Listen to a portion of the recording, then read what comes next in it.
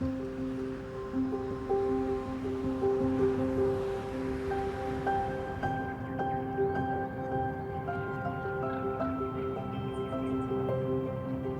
doesn't get much better than Richard Burke. He's one of the most solid individuals you'll ever come across. Just kind heart, always there for you if you're in a time of need. I mean, it's hard to put it into just a couple words. I mean, he's special. He likes people, he likes to help people, he likes to be around people, he likes to, contribute in positive ways to their life. There's a lot of words to describe him, but caring and loving and giving. He's always treated me like a son. He's always been like a dad. Very compassionate, very forthgiving as far as advice and helping any of us and things like that. And always wants us to know that we're doing well and succeeding, and just really, really cares about the family very much. Family is everything to Judy and Rich. They are so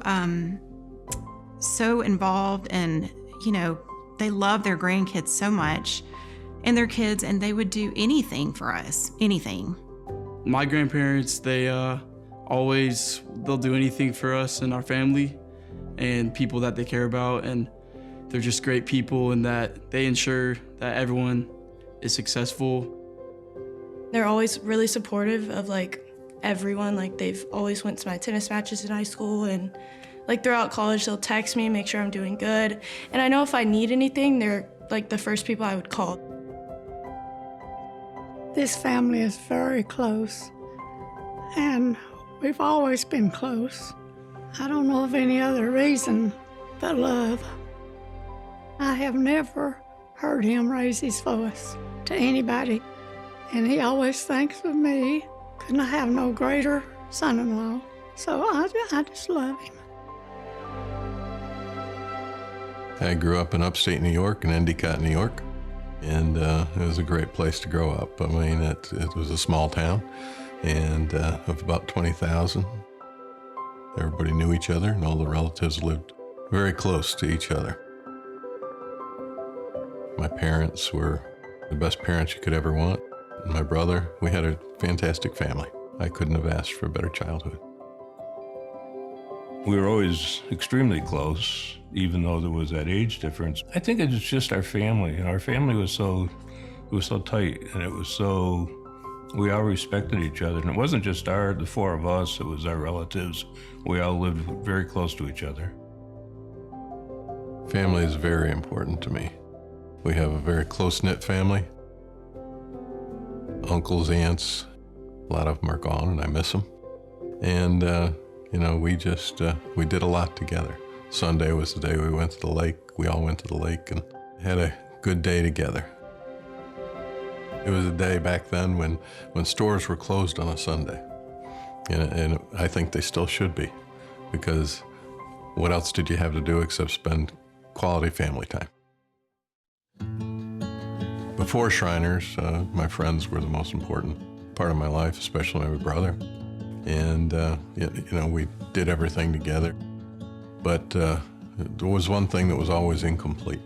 I couldn't find the right woman. They would get together and they'd be in couples, and I wouldn't necessarily have someone until I met Judy. Richard and I have 3 children, and we have 8 grandchildren.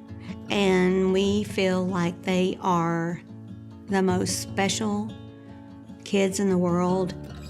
We're proud of our children, we're proud of our grandchildren, and God has blessed us tremendously with what we have. When he married my mom, I was older. Older. But he just fit right in, and he really became, my dad at that point. And he bought in 100% to the family unit, and it was just like he just fit right into us. And from that point forward, when I started having kids, he was their papa. My immediate family, we're very, very close as well, and we're really close with my Nana and Papa too. So I know a lot of other families don't have that luxury, so it's really nice that we all grew up like that together. They're just loving. I remember all the times when we were younger when Papa used to dress up in the Santa Claus outfit and just tried to make us believe everything, and Nana also went along with it, and it was just the best childhood ever, and they just made it even better than anyone could imagine.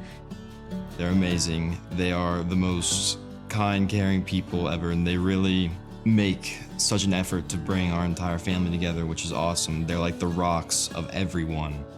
Very supportive grandparents. Since I was little, I've played football, always been there, always been at my games. I think other people can tell how much they care about what they're doing, and just think they bring a light to the Shriners as well with their personalities and their love.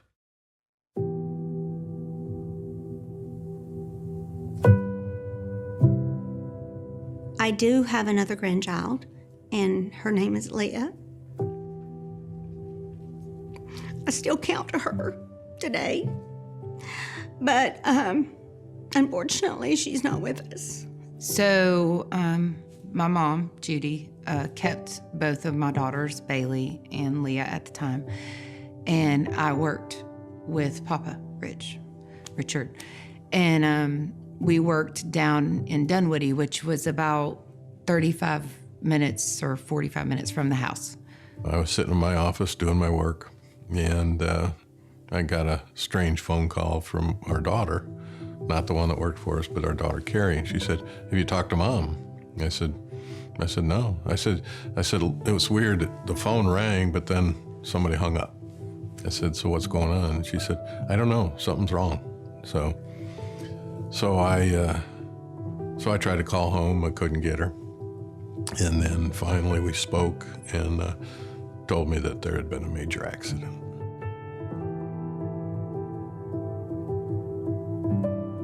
So Bailey was watching something on TV, I can't remember. She was about 3. And so I was like, okay, well, I'm gonna go put Leah in the tub and then I'll come back and get you, Bailey. You know, you can finish watching your show, whatever, and I will go put Leah in the tub.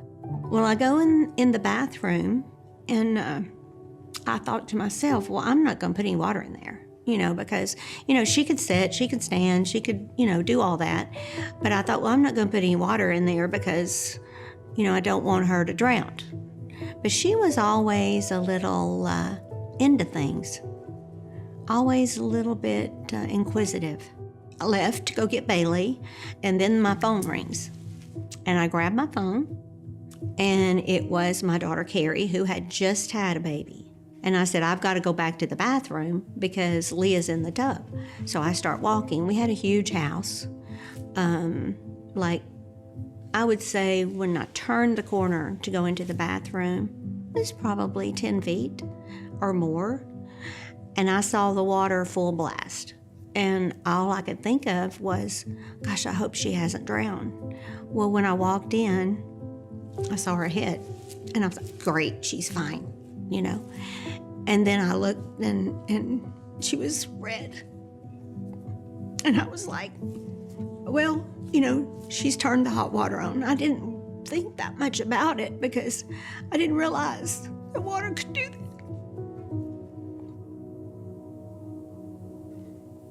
So I went in and I got Shelly, Leah's mom, and we jumped in the car and we were trying to comprehend what was going on and so forth. I sat in the floorboard because I knew it was bad. And I just sat there and almost beat my hands on the seat, and he drove me. They took her, they had a helicopter come to the air pad at the lake by our house, and they air flighted her down to Grady. It was pretty chaotic when we got to the house. I remember a sheriff came out. He said, do you realize that your hot water is 128 degrees? And I said, is that hot? I never thought about it, ever. And it was set too high by someone. And we had just moved into this house 3 months before. It was our dream house. And my mom is just distraught. And I look at my mom and I said, this isn't your fault. It's okay. We're going to figure it out. And she said, I just didn't know I left her for just a second. I said, it's okay. It's not a big deal. We're going to figure it out. So we drive down to Grady. And we get there, and Grady is a trauma center in Atlanta.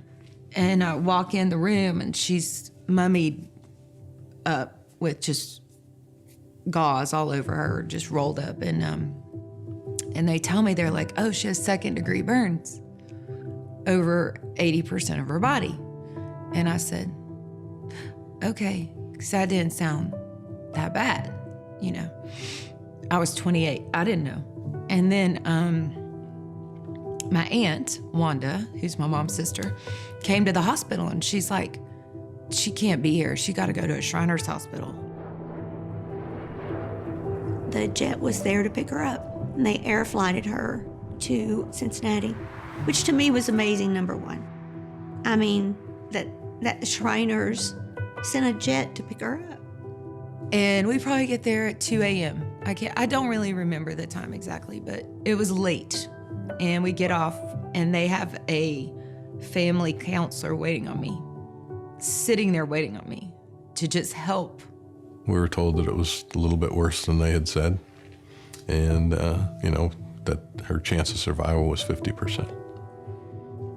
We stayed there for 4 days with her. I just can't even begin to tell you how amazing these people were at that hospital. And it was an experience like no other.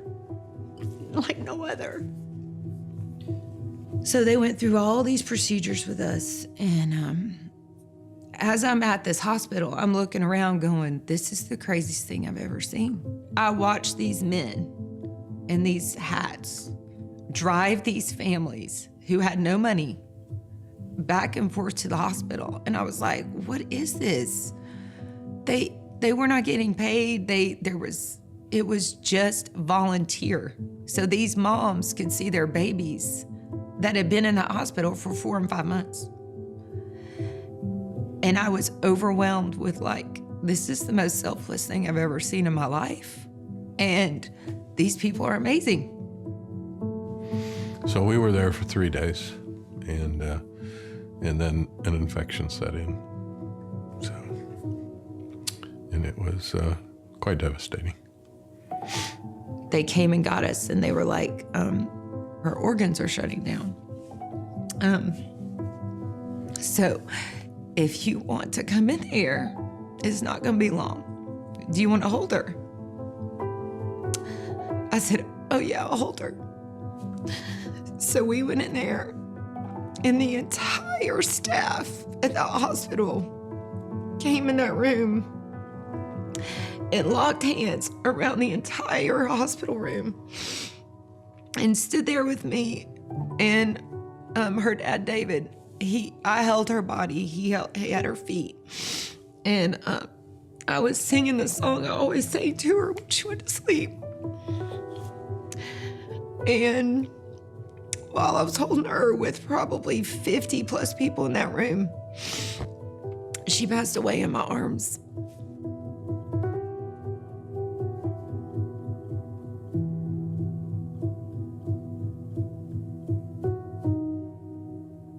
I'll never forget walking out into the hall, and my mom was standing at the end with Papa, and she knew. And I said, she's gone.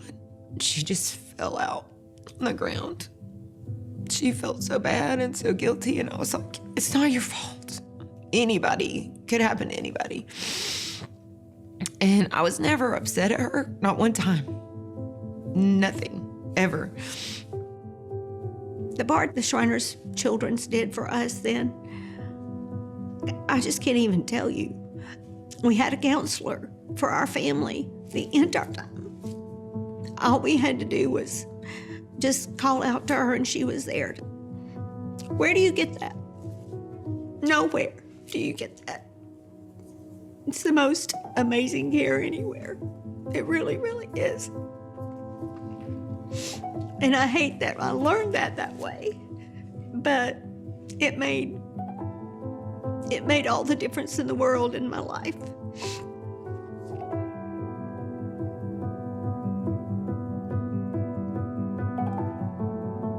Judy, it took her about 1.5 years to really come around. She was suffering very much from depression and guilt. And my number one mission was to keep our family together. She passed away on March 17th, and her birthday was on March 19th. So she passed 2 days before her first birthday.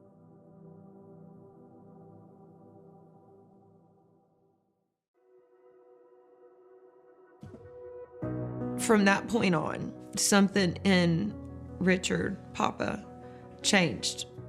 He saw a selfless service that those people were giving. We came home and he started going into the shrine. I took it upon myself to figure out what Masonry was all about. So I came back to Atlanta and started, visiting the lodge. I've known Richard for just over 20 years. He and I joined the shrine on the same night. Richard, like I said, came into the shrine and immediately went through his club, served as president, and then got on the dive van. Typically, that's something somebody has waited 10, 15, 20 years before they run. Richard's moved along very quickly because he's driven and he's hardworking. Judy and I are both always driven by what we can do for Leah. She doesn't want Leah's memory to be nothing. Obviously, at the heart and the passion of what Shriners do is Shriners Hospitals for Children. It's what brought Richard into the fraternity. It was a key part of why he became a Shriner and gained that passion for the hospitals. I've known Richard for over 30 years, and Richard is a loyal and good friend, and he's also a very smart person. I'm proud as a friend, I'm proud as a partner, I'm proud as a person who's in business with him. For us to say that Richard is in this position makes us look good as a company, actually. As Imperial Potentate, Rich is definitely going to run the organization like his own business. He'll back you to the hilt if you're right. He'll counsel you if you're wrong, but he will give you every benefit of the doubt, but he will get done what he wants to get done. People will see that no matter what, Richard is going to be, I don't know where he finds all the hours in the day. I think his calendar is a little different than mine. I think he might have an extra day or two in the week, or at least 30 hours on his clock. But he'll be working hard. Richard sees the whole picture. You can see that he gets things. He gets perspective on life and on challenges. He just is a really, really centered human being who puts his own personal goals, I think, at times aside and wants to do for the benefit of all those around him. How he got into the Shriners to begin with is a remarkable story in and of itself. It was something that he had a calling. And, he did everything he possibly could to help the Shriners, all the children that the Shriners help. In my mind, he's just done a tremendous job of accomplishing the goals that he set out for himself. And it all went out to him seeing the big picture in my mind. I think that's why he'll make a great Imperial Potentate, just because of his work ethic. It's in his heart. He cares about the hospitals. He cares about the children. He cares about the fraternity and all the nobles. And just because he's just one of the most caring people I've ever met, I think he's going to really have a wonderful year and leave his mark on the shrine. Richard and I want this coming year to be one of the best years for our nobility and for Shriners Children's. It's very difficult to all of our efforts to be in one place because our hearts aren't in one place. Our hearts aren't just with the hospitals, they're with the nobility. And, we love them both. And we want to make it a great year for everyone. As Imperial Potentate, I plan to visit as many entities as I can. you know. I want to go to associations, and I'm going to put the right people in charge of international. I'm going to try to focus people what they're good at and put them there to improve what we do. I want my legacy to be that people would know me as approachable, friendly, kind, you know, but having to make the tough decisions when I needed to make them.